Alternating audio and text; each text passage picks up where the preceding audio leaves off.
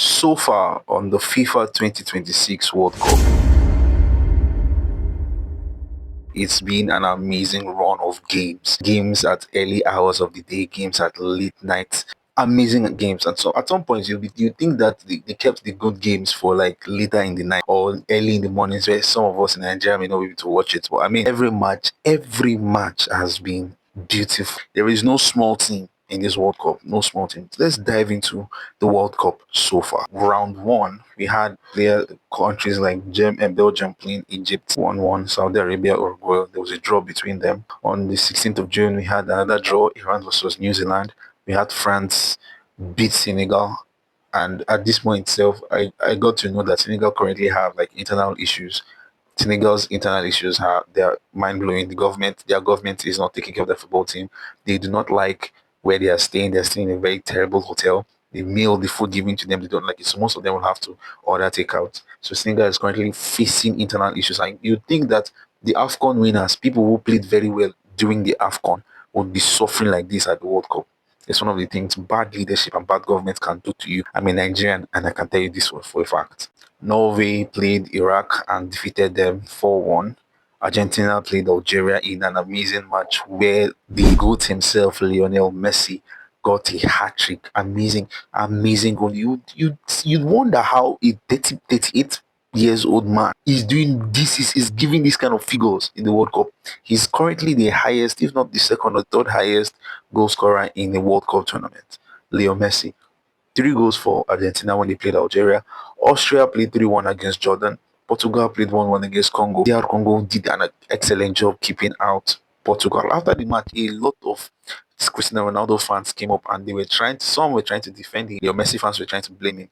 And I'm wondering, why blame a 40-year-old man for the failures of a young defense? Portugal has, in fact, arguably the best midfield in Europe. The likes of Vitinha, the likes of João Neves, and the likes of Bruno Fernandes. I mean, so why criticize one player when it's a team effort? And it's good. I actually respect the fact that Ronaldo has been calm about this and has always taken up the blame for the team he plays in. England played Croatia in a tightly contested match. And if you watch that England's match against Croatia, it was 4-2 they played, you would appreciate something, that there is this sense or there is this mindset that has come to the English players that, you know what, we've not really been doing well. Even in the qualifier stage, we've been playing horrible football, but this one we will play well. And I can tell you for a fact that the English team, they played beautifully. The midfield was working, and Harry Kane saw that Mbappe scored 2 goals. Messi scored 3 goals. And I said, you know what? Hold my beer for me. And came up and scored 2 amazing goals in the England match against Croatia, and then gave assist. That's 4-2. England beat Croatia 4-2. Ghana played against Panama. Ghana played 1-0. Of course, Nigerians naturally want to hit watch Ghana. But I mean, shame should wear us as a country. Shame should wear us that 2 World Cup, Nigeria no go, and we are hit watching Ghana. Personally, I'm not even hit watching Ghana. It is South Africa that I want them to go back. They should go back to their country and save their jobs. Ghana beat Panama 1-0. Uzbekistan played against Colombia, and Luis Diaz. Oh, it's painful when I remember that Liverpool allowed Luis Diaz to go. How do you allow a player of such magnitude, a player that plays so well, to leave your team? Colombia beat Uzbekistan 3-1. Zechia played South Africa, and this was the first point that South Africa could get in this World Cup. It was 1-1 against Zechia. Switzerland completely dismantled Bosnia and Herzegovina. Switzerland 4, Bosnia and Herzegovina 1. Then Canada against Qatar. The last video I made, I complained bitterly about the kind of football that the Canadian team was playing, and guess what? They came and delivered an amazing match that day. Amazing performance from them. 6-0 to Qatar. Mexico played Korea Republic, and Mexico won 1-0. USA played against Australia. The United States 2-0. Scotland versus Morocco, and Morocco won. Scotland 1-0 in a tightly contested match. Brazil played against Haiti. Again, Haiti, this is their first World Cup, and they've been doing well, at least coming to the World Cup. At this point, they are one of the first 3 teams that has been eliminated from the tournament. 3 teams so far has been eliminated. Haiti is one of them when they lost 2 matches. So practically, in the number of matches that you play before you go into the round of 32, you must at least win 1 match, or you win a match and draw a match. That's the only thing that can give you, a hedge to advance in the World Cup. Haiti lost their 2 games. Same thing with Turkey. Turkey are also out. I read that Adagula said this he's going to try as much as possible to forget the World Cup. Yeah, Turkey came into the World Cup with one coach, sacked the coach, brought in another coach, and now this coach too couldn't do anything. So Turkey and Haiti are out. Paraguay beats Turkey 1-0. Netherlands, the Dutchmen, defeated Sweden. The good thing about the match between Netherlands and Sweden was I get to watch Liverpool's players deliver really good performances. What a pass, what an assist from Isak. I mean, Isak had this up his sleeves. Premier League, you now go see ball. Now go see ball this coming season. You will see ball from Liverpool. Kodigapo. I've realized that you should not let Kodigapo carry the ball. He's not a ball carrying or ball playing winger. Just let him do his normal cut and shoot. He's very good with finishing, even though he's terrible at as in nine. But in that wing, the left wing that he plays, just give him the ball, let him cut in and shoot. It was amazing in that match. 5-1 from Netherlands. Germany played Ivory Coast in Group E. They won Ivory Coast. That's Cote d'Ivoire. You see, many Ivorian fans or the Ivorian citizens will not forgive Adingra. Bro, you had every chance to kill the kid. So what happened was Ivory Coast had an amazing goal. Beautiful goal from Frank Kessie, their captain. Beautiful goal. It went in, and only for them to try to sit back, lose chances upon chances upon every chance you get, you score, because every chance you miss, you will pay dearly for. The first half, it was all Germany.